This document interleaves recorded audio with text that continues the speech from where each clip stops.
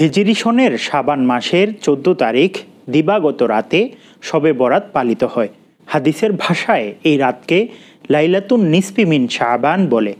এই রাতের ফজিলত সম্পর্কে কোরআন মাজিদে সরাসরি নির্দেশনা না থাকলেও হাদিস শরীফে নির্ভরযোগ্য সনদ ও বর্ণনা সূত্রে একাধিক হাদিস বর্ণিত হয়েছে। শবে বরাত অত্যন্ত গুরুত্বপূর্ণ এক রজনী। এই রাতে মহান আল্লাহ তার রহমতের দুয়ার উন্মুক্ত করে দেন, পাপী বান্দাদের উদার চিত্তে ক্ষমা করেন, অনেক জাহান্নামীকে মুক্তি দান করেন। এজন্যই এই রাতকে শবে বরাত বা মুক্তির রাত বলা হয়। হিজরি সনের শাবান মাসের ১৪ তারিখ দিবাগত রাতে শবে বরাত পালিত হয়। হাদিসের ভাষায় এই রাতকে লাইলাতুন নিসফি মিন শাবান বলে।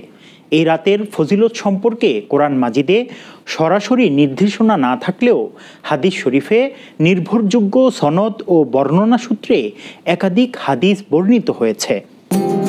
শবে বরাত সম্পর্কে নির্ভরযোগ্য কিছু হাদিস। আল্লাহ মানুষকে ইবাদতের জন্য সৃষ্টি করেছেন। আল্লাহর ইবাদত করলেই আল্লাহ বান্দাদের উপর খুশি হন।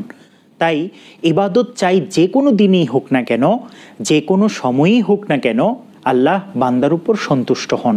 তবে আল্লাহ শেষ নবীর উম্মতকে বিশেষ কিছু রাত ও বিশেষ কিছু সময় দিয়েছেন, যে সময়গুলোতে আল্লাহ বান্দার গুনাহ ক্ষমা করেন। তার মধ্যে লাইলাতুন নিসফি মিন শাবান অন্যতম। এই রাত সম্পর্কে অনেক হাদিস আছে। আজ কয়েকটি হাদিস তুলে ধরব।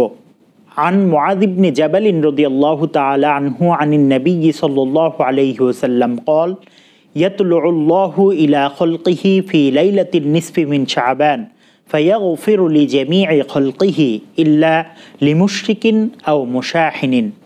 হযরত মুআয ইবনে জাবাল রাদিয়াল্লাহু তাআলা আনহু রাসূলুল্লাহ সাল্লাল্লাহু আলাইহি ওয়াসাল্লাম থেকে বর্ণনা করেন, তিনি বলেন, আল্লাহ তাআলা শাবান মাসের ১৫ তারিখ রাতে তার সৃষ্টিকুলের দিকে বিশেষ রহমতের দৃষ্টি দেন।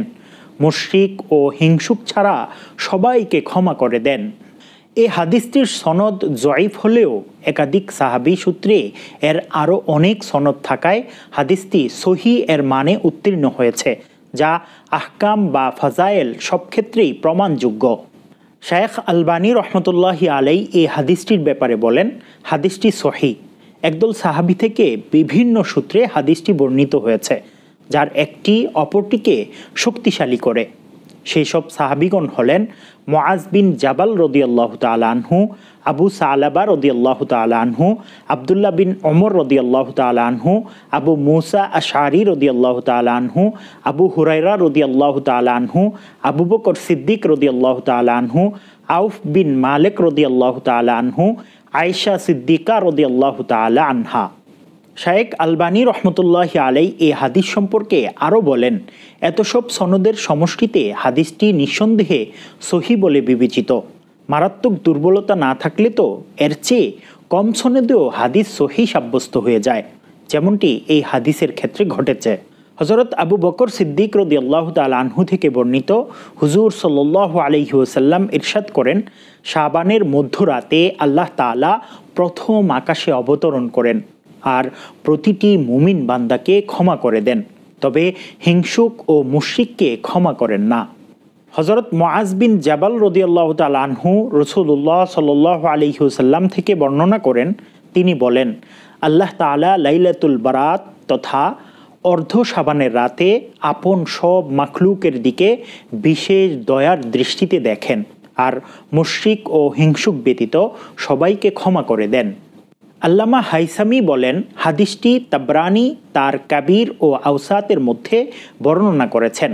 এই হাদিসের বর্ণনাকারীগণ সবাই নির্ভরযোগ্য।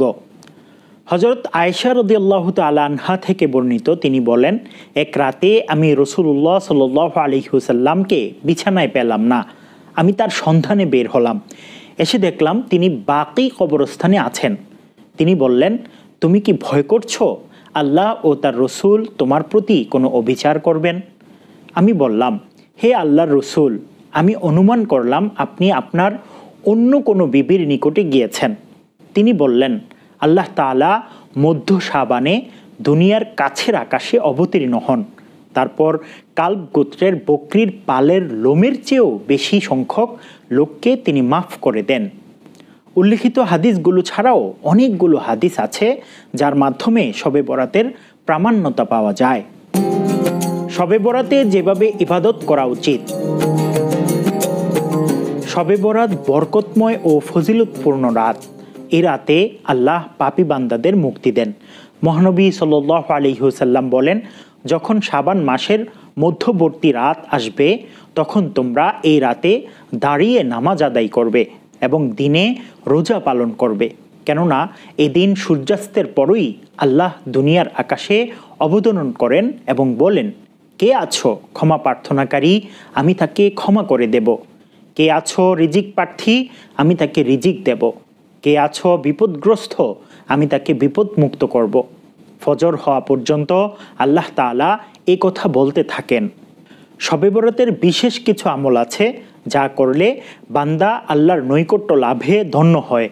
এই রাতের করণীয়গুলোর মধ্যে রয়েছে রাতে বেশি বেশি নফল নামাজ পড়া ও দিনে রোজা রাখা। মহানবী সাল্লাল্লাহু আলাইহি ওয়াসাল্লাম বলেন, যখন শাবান মাসের মধ্যবর্তী রাত আসবে তখন তোমরা দাঁড়িয়ে নামাজ আদায় করবে এবং দিনে রোজা রাখবে। শবে বরাতে বেশি বেশি নফল নামাজ আদায়ের প্রতি গুরুত্বারোপ করা হয়েছে। এই রাতে বেশি বেশি কোরআন তেলাওয়াত করা সওয়াবের কাজ। কোরআনের একটি অক্ষর পাঠ করলে 10টি নেকি পাওয়া যায়। এই রাতে আল্লাহ বান্দাদের জন্য সাধারণ ক্ষমা ঘোষণা করেন। মহানবী সাল্লাল্লাহু আলাইহি ওয়াসাল্লাম বলেন, এই রাতে আল্লাহ তাআলা বনু কালবের ছাগলগুলোর পশমের চেয়ে বেশি সংখ্যক বান্দাকে ক্ষমা করেন। এই রাতে পাঠ করার মতো অসাধারণ একটি দোয়া রয়েছে, আল্লাহুম্মা ইন্নাকা আফুবুন কারীম তুহিব্বুল আফওয়া ফা'ফু আন্নী, অর্থাৎ হে আল্লাহ, তুমি ক্ষমাশীল, ক্ষমা পছন্দ করো, অতএব আমাকে ক্ষমা করে দাও। এই দোয়াটি এই রাতে বেশি বেশি পাঠ করা, আল্লাহর কাছে রোনাজারি করে ক্ষমা চাওয়া, তওবা পড়া, ইস্তেগফার করা।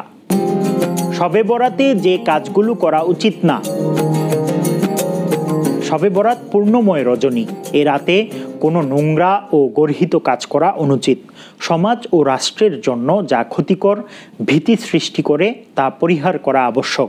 শবে বরাতের মতো পূর্ণময় রাতে আতশবাজি, পটকা ফুটানো, ইবাদত বাদ দিয়ে হালুয়া রুটি তৈরি করা অনুচিত।